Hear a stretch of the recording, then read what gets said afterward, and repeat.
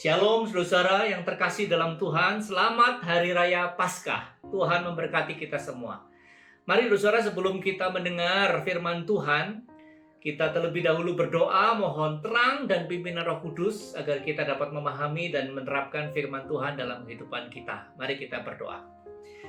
Bapa dalam surga, kami mau bersama-sama merenungkan firman Tuhan. Kiranya Roh Kudus menerangi kami agar kami dapat memahami firman Tuhan dan menerapkan dalam kehidupan kami sehari-hari. Khususnya kami akan mendalami tentang kuasa kehidupan Kristus agar kami boleh mengalaminya dan juga menularkannya dalam kehidupan kami sehari-hari. Ya Roh Kudus, berkatilah kami. Di dalam nama Tuhan Yesus kami berdoa. Amin. Saudara, tema Paskah saat ini adalah kuasa kehidupan melawan kuasa maut. Diambil dari Matius 28 ayat 1 sampai dengan 10. Dan sebagai nas kita akan melihat dari 1 Korintus 15 ayat yang ke 54b dan 55. Demikian. Maut telah ditelan dalam kemenangan. Hai maut, di manakah kemenanganmu? Hai maut, di manakah sengatmu? Kalau kita ditanya, apa yang paling membuat kita takut dan susah? Mungkin kita atau banyak orang akan mengatakan dan menjawabnya kematian atau maut. Tiap orang pada umumnya sangat takut dan susah menghadapi kematian. Kematian atau maut menjadi momok yang sangat menakutkan dan membuat kita susah. Mengapa virus corona banyak membuat takut dan susah orang-orang di seluruh muka bumi ini? Karena virus ini bisa membawa kematian, meskipun lebih banyak yang sembuh. Kita takut kalau terkena virus ini. Aduh, jangan-jangan saya mati. Kita susah dan takut kalau saudara kita terpapar virus atau meninggal karena virus. Kita takut kehilangan mereka. Maut menjadi teror yang amat menakutkan dan menyusahkan. Saudara yang dikasihi oleh Tuhan, ada sebuah kisah. Ada seorang pangeran yang tinggal di istananya yang sangat megah. Suatu hari ia didatangi malaikat maut yang memberitakan kepadanya bahwa besok pagi akan dijemput kala maut. Tentu saja pangeran terkejut, takut dan sedih. Tak menyangka maut datang begitu cepat. Ia berusaha mengelakkannya. Maka pada malam hari ia memilih seekor kuda yang paling cepat. Lalu dipacunya sepanjang malam menuju ke suatu tempat yang sangat jauh di desa terpencil di tepi hutan. Ia yakin tempat itu paling aman dan malaikat maut tak akan menemukan dia. Sepanjang malam, ia melecut kudanya untuk berlari kencang seperti angin menuju ke desa terpencil di tepi hutan itu. Ketika fajar menyingsing, ia lelah dan lapar. Dan akhirnya sang pangeran sampai juga ke desa itu. Tetapi apa yang dilihatnya di sana? Malaikat maut sudah menunggunya. Saudara, kuasa maut menjadi sumber ketakutan dan kesusahan di mana-mana. Tak ada yang bisa mengelak dari kematian dalam kaitan dengan pandemi COVID-19 ini yang bisa membawa kematian.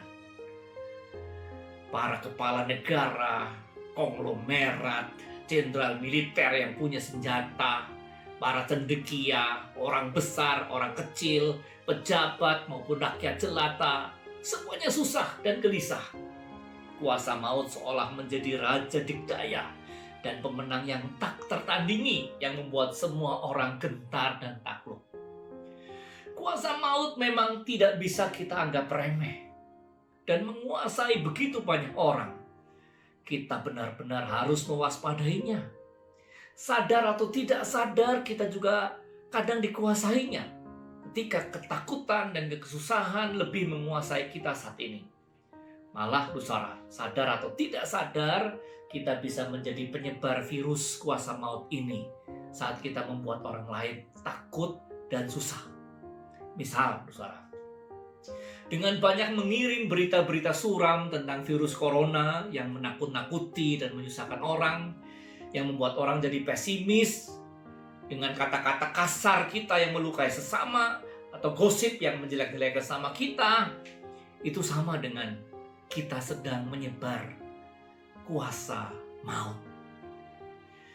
Saudara yang dikasih oleh Tuhan Yesus, para murid Yesus termasuk juga para wanita juga mengalami ketakutan dan kesusahan yang amat besar dengan kematian Yesus. Mereka sangat susah dan takut karena Yesus mati. Yesus yang melakukan banyak mukjizat, meredakan badai, menyembuhkan orang sakit, yang lumpuh berjalan, yang tuli mendengar, yang bisu berbicara, bahkan Dia membangkitkan orang mati. Tokoh yang amat sakti ini sekarang juga mati. Para murid menganggap Yesus ternyata kalah oleh kematian. Mautlah yang menjadi pemenangnya. Mereka juga takut jangan-jangan mereka juga akan dibunuh seperti gurunya. Adakah kuasa yang bisa menandingi dan mengalahkan maut yang begitu dikdaya ini? Namun saudara, cerita belum selesai. Cerita selanjutnya mengisahkan ternyata Yesus bangkit dari kematian. Kebangkitan Yesus membuktikan kuasa kehidupan mengalahkan kuasa maut. Gempa bumi yang hebat juga menjadi gambaran kuasa kehidupan yang menggetarkan kuasa maut. Kubur bergoncang tak bisa menahan kuasa kehidupan. Batu besar digulingkan. Kegelapan makam diterangi cahaya kebangkitan. Kuasa maut ditaklukkan kuasa kehidupan. Maut tak berdaya lagi. Dan ini mengingatkan kita akan firman Tuhan dalam 1 Korintus 15 ayat 54 dan 55. Maut telah ditelan dalam kemenangan. Hai maut, di manakah kemenanganmu? Hai maut, di manakah sengatmu? Yesus mengalahkan kuasa maut yang begitu dikdaya ini. Yesus menjadi pemenang. Kubur simbol maut yang menakutkan itu telah kosong. Kuasa maut tidak menakutkan lagi karena sudah dikalahkan oleh Kristus yang bangkit. Malaikat Tuhan dan Tuhan Yesus mengajak mereka untuk jangan takut. Salam Yesus kepada para murid, salam bagimu. Mengubah ketakutan menjadi damai sejahtera yang mengalir di hati. Mengubah duka menjadi puji dan sembah kepada Yesus yang bangkit. Makam lambang duka cita telah terlewati. Di makam itu, para murid kini justru dipenuhi sukacita besar. Tangisan berubah menjadi tawa ria. Ratapan berganti tarian. Kemurungan berganti sorak-sorai. Dan perkabungan berubah menjadi pesta sukacita. Kuasa kehidupan benar-benar mengubah segalanya. Para murid ini telah mengalami kuasa kehidupan Kristus yang menang atas maut. Di dalam Kristus mereka juga menjadi pemenang atas maut, atas kesusahan dan atas ketakutan.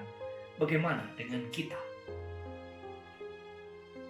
Saudara-saudara yang terkasih dalam Tuhan Yesus Kristus, di dalam Yesus yang menang, kita pun menjadi pemenang atas kuasa maut.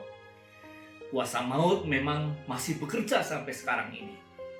Masuk menebar ketakutan dan kesusahan kemana-mana. Ke dalam semua sisi kehidupan kita.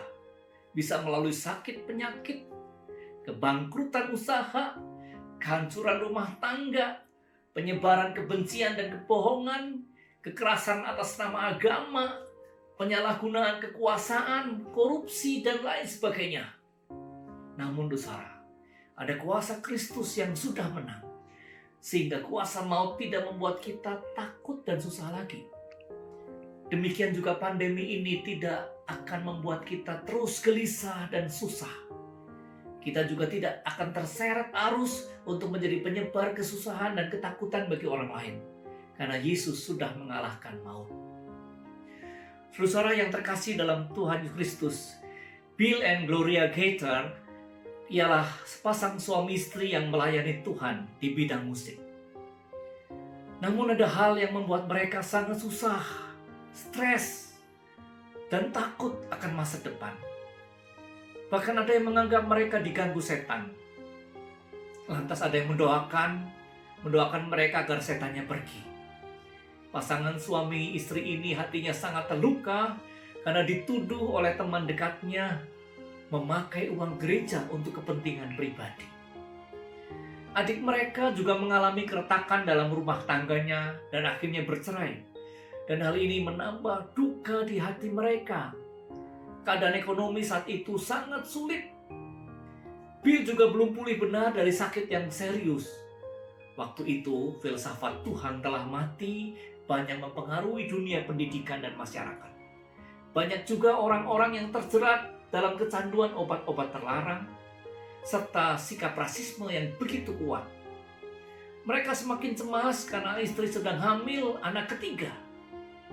Mereka benar-benar mengalami depresi yang berat, ketakutan dan kesedihan menyelimuti mereka. Masa depan terasa suram, hidup terasa hampa. Namun saudara, ketika anak ketiga mereka lahir dengan sehat, mereka merasakan bahwa Tuhan itu hidup dan mengasihi mereka. Ada kuasa kehidupan Kristus yang bekerja dengan luar biasa dalam keluarga Bill and Gloria Gaither ini. Kecemasan pun berganti kelegaan. Hidup murung berganti ceria. Ketakutan berubah menjadi kemantapan. Duka menjadi suka. Hidup yang terasa hampa menjadi bermakna kembali. Hari depan yang tampak suram menjadi cerah. Mereka benar-benar mengalami kuasa kehidupan Kristus yang ajaib. Mereka pun ingin menyaksikan kepada banyak orang tentang kuasa kehidupan Kristus yang sudah mereka alami. Mereka rindu banyak orang juga mengalami kuasa kehidupan Kristus yang mengubahkan segalanya. Dalam sukacita kemenangan atas ketakutan, kecemasan, kesusahan, mereka pun menciptakan sebuah lagu, Sebab Dia Hidup. Saudara mungkin sudah mengenal lagunya. Anak Allah, Yesus namanya, menyembuhkan, menyucikan, bahkan mati tebus dosaku. Kubur kosong membuktikan Dia hidup. Sebab Dia hidup, ada hari esok. Sebab Dia hidup, ku tak gentar, karena ku tahu Dia pegang hari esok. Hidup jadi berarti sebab Dia hidup. Saudara, lagu ini menguatkan begitu banyak orang di seluruh dunia ini. Dan sering kita nyanyikan saat kita merayakan Paskah. Kita yang sudah mengalami kuasa kehidupan Kristus diajak menularkannya juga kepada sesama kita. Seperti para murid Yesus sudah mengalami kuasa kehidupan, diajak oleh Kristus untuk mewartakan kepada murid yang lain dan juga orang-orang lain agar mereka tidak takut dan susah lagi. Kita juga harus demikian. Kita harus bergerak dalam gerakan yang menularkan kuasa kehidupan, sukacita dan damai sejahtera bagi sesama. Nah, saudara, hal praktis apa yang bisa kita lakukan di tengah pandemi COVID-19 ini? Kita bisa mengirimkan berita-berita tentang kesembuhan, harapan kehidupan, keberhasilan mengatasi pandemi, dan seterusnya. Intinya adalah berita yang membawa harapan dan semangat. Bukan paparan suram yang menakutkan. Kita bisa menelpon atau WA untuk memberi semangat kepada orang-orang yang terpapar virus corona. Kita bisa bantu sesama kita yang susah karena kesulitan mencari nafkah, misal dengan memberikan bantuan sembako, makanan, atau pemberian yang lain. Mari kita dukung gerakan gereja, pemerintah, masyarakat, tenaga medis dalam memerangi virus corona. Ingat terus, saudara, Injil adalah kabar sukacita. Karena Kristus sang kuasa kehidupan sudah mengalahkan kuasa maut dengan kebangkitannya.